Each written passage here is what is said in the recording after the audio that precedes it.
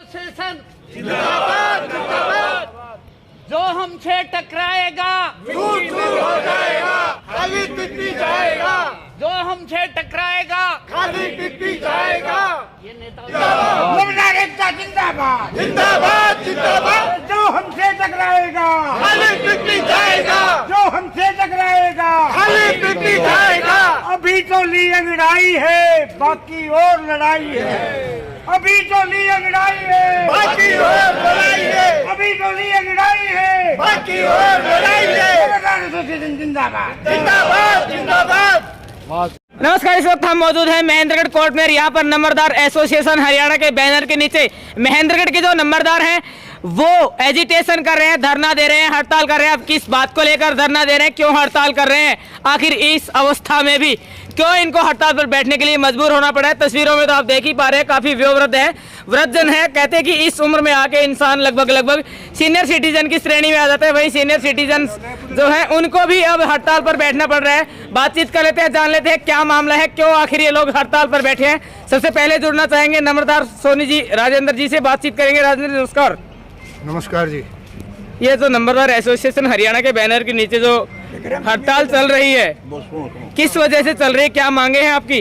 ये हड़ताल इसलिए है कि जो सरकार है ना अपने किए हुए वादों से मुकर रही है जी। उसके लिए हम अपने आंदोलन करने के लिए इकट्ठे हुए हैं। मीटिंग हुई है, पहले तहसील लेवल पे करेंगे, फिर डिस्ट्रिक्ट लेवल पे, उसके बाद प्रदेश लेवल पे एक जनसमूह इकट्ठा करेंगे नंबरदारों को। चलिए, और जो नंबरदार हैं और उनसे फिर भी हाँ जी। अगर सरकार की आंखें नहीं खुलेंगी तो चुनाव में उसका बहिष्कार करेंगे। चलिए, बड़ा अल्टीमेटम दिया गया है, सरकार को कहा गया है कि चुनाव का बहिष्कार भी करेंगे। नंबरदार एसोसिएशन हरियाणा के बैनर के नीचे ये जो हड़ताल है ये चल रही है। धर्मपाल नंबरदार जी हमारे साथ मौजूद है। धर्मपाल जी नमस्कार। हम ये कह रहे हैं हरियाणा सरकार को जी आगे राज्यसभा में, विधानसभा में, लोकसभा में जी 90 साल के, 93 साल के, 95 साल के बैठे हैं, तो इन नंबरदारों के ऊपर ये 70 साल 75 साल का ये कटौती लगा रखी है। वैसे आप लोगों की मुख्य मांगे क्या है वो बताइए। मुख्य मांगे है हमारी, हमें क्यों हटाया जाए। अच्छा। दादालाई हमारी दादालियाँ रखी जाए। हमारे नंबरदार हैं, नंबरदार के लड़के को नंबरदार बनाया जाए। और छबराकार नंबरदार बनते हैं उनको बनाया जाए। हमारी नंबरदारी जैसे पहले थी वैसे रखी जाए। वही नंबरदार मैं हूँ, मेरा लड़का है, ऐसे चलती आई अंग्रेजों के टाइम से ही। अब इसको क्यों तोड़ रहे हैं?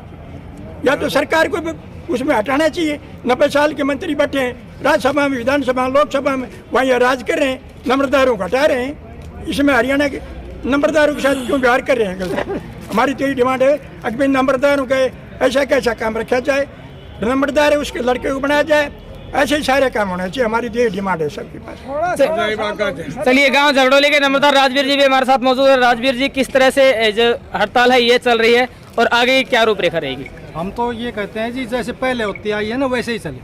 जैसे प्रथा पहले है ना जी, जो नंबरदार है उसका पुत्र है, ऐसे ही चलती है और ये हटाया नहीं जाए बिल्कुल। हाँ जी, क्या विचार है नंबरदार साहब? अर्जुराम नंबरदार, गांव देवास जी, मैं ये कहता हूँ कि हमारी ये सदियों से बातें चली आ रही है नंबरदारों की जी। जो जब से जो सरकारें जो चल रही हैं उसी टाइम से नंबरदारों का भी सिलसिला चलता आया है, तो कभी किसी ने किसी को नहीं हटाया।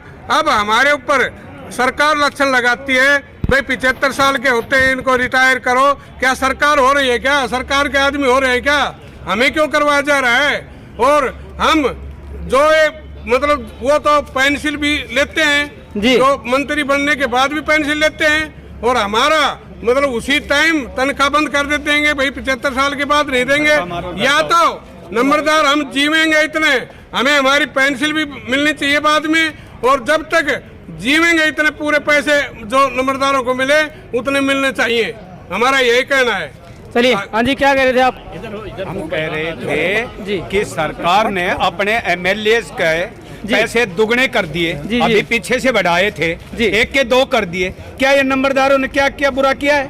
इनके साथ अत्याचार हो रहा है। इनका आयुष्मान कार्ड बनाने की घोषणा करी, 5-7 वर्ष हो गए, अब तक वो पैसे इनका वो आयुष्मान कार्ड नहीं बढ़ा है। मोबाइल को 7 वर्ष हो गए, अभी 1 साल से दिए हैं। इतना अत्याचार क्यों हो रहा है?